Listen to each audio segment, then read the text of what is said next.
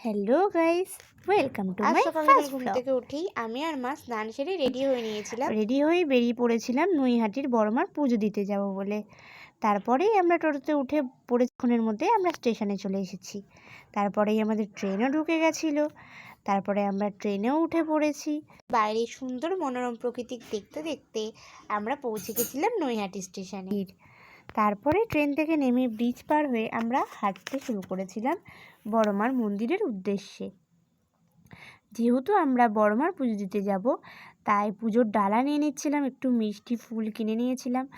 তো ফাইনালি আমরা হাঁটতে হাঁটতে চলে এলাম বড়মার মন্দিরের সামনে। তারপরেই আমরা লাইনে দাঁড়িয়ে পড়েছিলাম। আর একটু বড়মার টিপ পরে নিয়েছিলাম। তো কেমন লাগছে আমাদের দুজনকে সবাই কমেন্টে জানিও। তো 1 থেকে 1.5 ঘন্টা লাইনে দাঁড়ানোর পর ফাইনালি তো এখানে এসে মায়ের পুজো কমপ্লিট করে আমরা চলে এসেছি